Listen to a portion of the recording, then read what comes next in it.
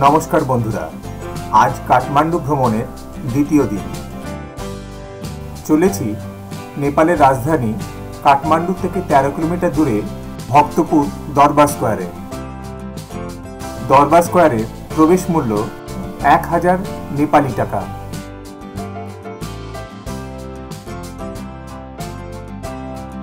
सामान्य हेঁটে चले एलाम दरबार स्क्वारे प्रवेश पथे। भक्तपुरेर आगेर नाम छिलो भातगांव। एटा नेपालेर सबचेये छोटो शहर एवं सबचेये जनबहुल शहर। काठमांडूर काछाकाछि जे तीनटे दरबार स्क्वायर आछे तार मध्ये भक्तपुर दरबार स्क्वायरई अन्यतम।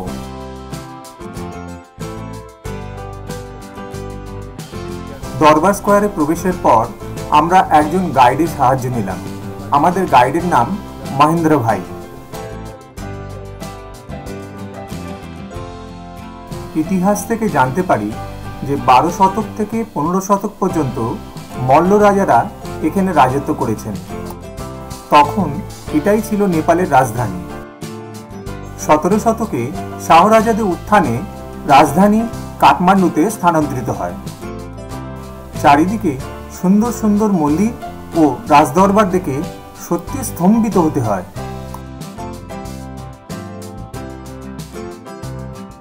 मल्ल राजारा जेमन छिलेन पंडित तेमनि स्थापत्य शिल्पकलातेও যথেষ্ট গুণগ্রাহী ছিলেন।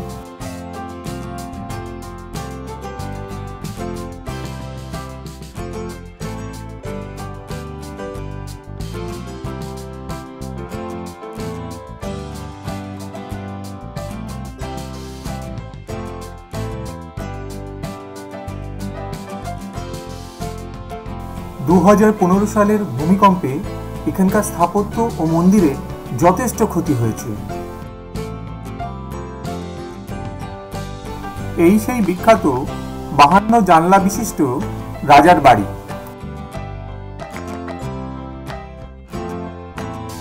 এটা রাজবাড়ির প্রবেশ পথ।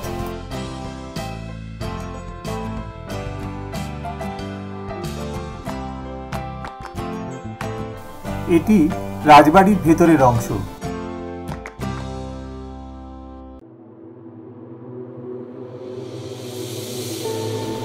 এটা রাজাদের স্নানাগার। স্নানাগারটি অপূর্ব কারুকার্য মণ্ডিত।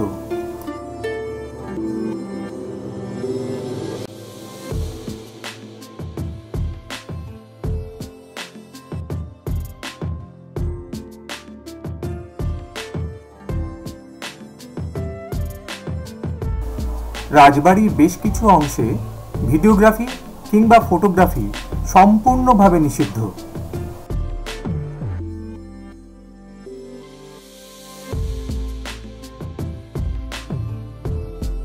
এটা রাজা এবং রানীর বিশ্রামাগার। এখান থেকেই তারা প্রজাদের দর্শন দিতেন।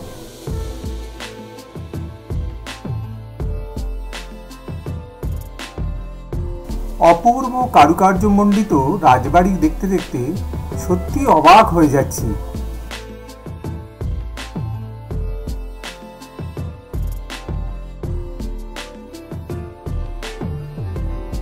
এই সেই বিখ্যাত কারুকার্যমণ্ডিত হিন্দু মন্দির।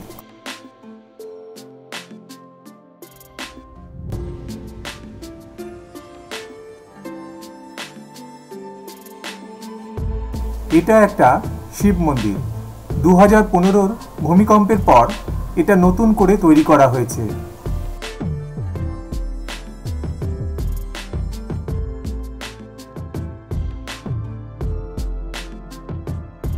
মন্দিরের প্রবেশপথগুলো ধাতু দিয়ে বিভিন্ন দেবদেবীর মূর্তি দিয়ে তৈরি।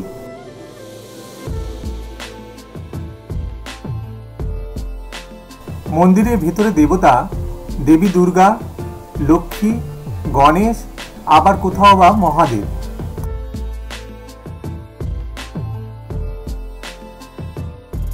ভক্তপুর রাজদরবারটি ইউনেস্কো স্বীকৃতিপ্রাপ্ত অন্যতম একটা স্থাপত্য। রাজদরবারের ক্যাম্পাসের মধ্যেই প্রচুর দোকান। এটা যেমন একটা চিত্রশিল্পীর দোকান। এই দোকান থেকে যেমন স্মারক হিসেবে আপনি নেপালের বিখ্যাত অস্ত্র খুকরি কিনতেই পারেন। এখন আপনারা দেখছেন দরবার স্কোয়ারের অন্যতম বিখ্যাত নায়াটা পোলা মন্দির। এটা 5 তলা প্যাগোডা স্টাইলে তৈরি। আহা, কি অপূর্ব দেখতে!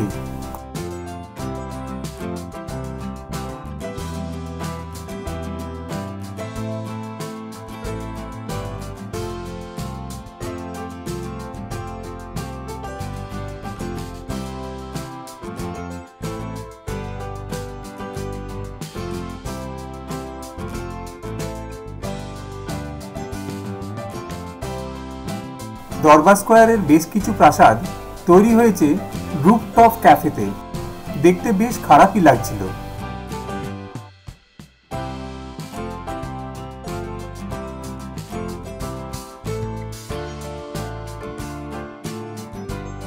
চারিদিকে প্রচুর মন্দির, আর প্রত্যেকটা মন্দির কারুকার্য মণ্ডিত।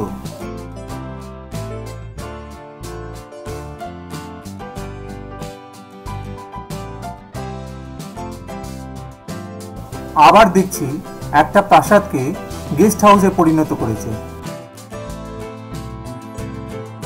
এখানে এরকম প্রচুর দোকান, সুভিনিয়ার হিসেবে আপনি এখান থেকে সংগ্রহ করতেই পারেন। 2015-র ভূমিকম্পের পর এই ভগ্নপ্রায় প্রাসাদগুলোকে কোনো ক্রমে লোহার বিম দিয়ে ঠেকিয়ে রেখেছে। ভক্তপুর দরবার স্কোয়ার শুধু একটা ঐতিহাসিক স্থান নয়, এটা নেপালের সংস্কৃতি এবং ঐতিহ্যের একটা গুরুত্বপূর্ণ অংশ। এখানে আসা পর্যটকরা নেপালের প্রাচীন স্থাপত্য, ভাস্কর্য এবং সংস্কৃতির সাক্ষী হতে পারে। যাই হোক বন্ধুরা, ভিডিওটাকে এখানেই শেষ করলাম। ভিডিওটা যদি ভালো লেগে থাকে তাহলে অবশ্যই লাইক, শেয়ার, কমেন্ট আর সাবস্ক্রাইব করতে ভুলবেন না। ধন্যবাদ।